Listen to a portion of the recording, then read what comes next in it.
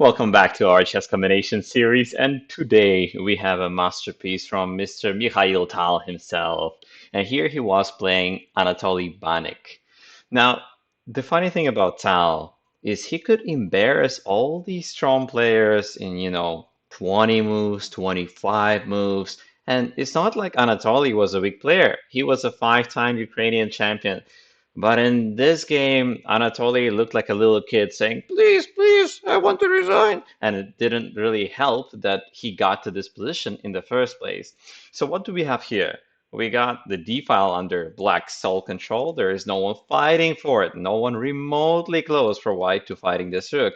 There's the bishop stuck on, c1 with the rooks being disconnected because of it. Maybe if the bishop was on g1 and the king was on h1, and maybe the rook comes to d1, maybe white can say he's equal. Okay, that says a lot about how many things already went wrong. At this point, Tao still has to cash in. He still has to show why the d file means something and where is the combo. So here he looks for a bit, plays the very common sense rook d3. I think most people would still find this move, but it's just very strong where it maximizes the power of both rooks, says hi to this guy, annoys the queen. The queen has to go to a bad square, and you're basically disrupting everything for white.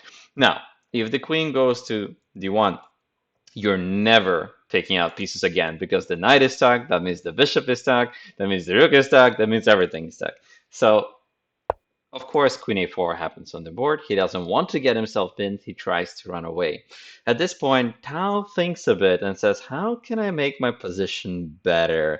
I got the d file, I got an outpost, or sort of an outpost. We got another great knight on g4. We got the exposed king. We got active pieces. Okay, what does this position need? If only I could use this diagonal. And this is where I'll leave you to try to find the tactic. It's very hard, so don't be disappointed if you don't find it. But I will give you 3 seconds and see what you can do. Here comes the combo. 3, and feel free to pause the video.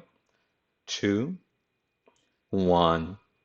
Congratulations if you found b5. You can say, what? What does that do? Why? Well, very good reason behind it. We actually want the dark squares at like any cost. We don't care how much it takes, we're getting the dark squares. We don't have bishop d4, even though it's very tempting. I want to give a check, but I can't because of the annoying knight. So the question is, how to get the queen in there? And the only answer is through c5 or b6. Okay, and only because we can get the queen to c5 does this whole combo start to work out. All right, let's see what happens. Of course, if they don't take it, then I just collect and say thank you. They have to collect. And then instead of running back with the bishop, that's not why we gave up the pawn. We gave up the pawn to clear. And we're clearing a diagonal step by step for the queen. This is a rare theme. You don't see this a lot. Okay, Tal imagined the knight coming here. Tal imagined smothered mate coming.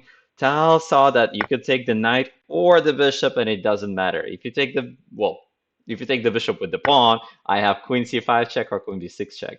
If you take with the queen, then I have queen b6 check and a very nice smothered mate theme, right? You have a queen and a knight.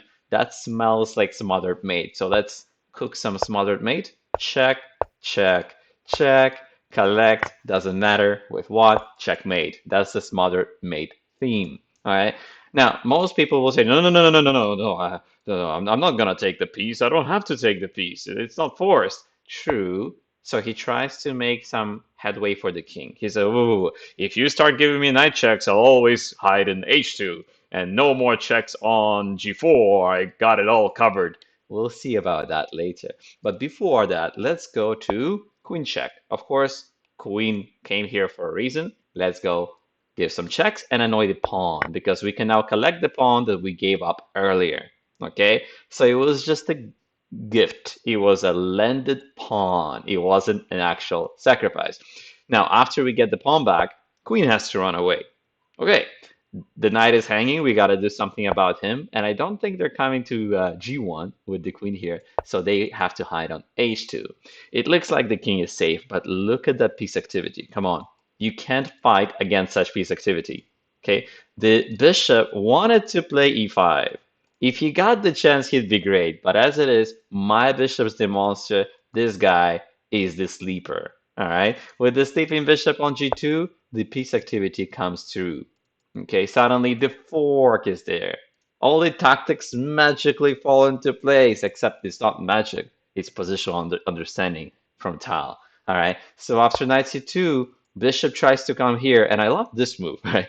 Everybody's probably expecting Tal to sacrifice because that's the type of person he was. Like he would hypnotize them and scare them and sacrifice anything and walk them into a forest where they can't get out of, right? Except on this rare occasion, he walks back the rook. And the other guy's probably like, oh, you didn't sacrifice? So I'd be more sacrificed. I'd be more scared if Tal didn't sacrifice on me, because that means he's got something really evil planned. Okay. And in this case, that was the case. He had something really evil planned, which is a4.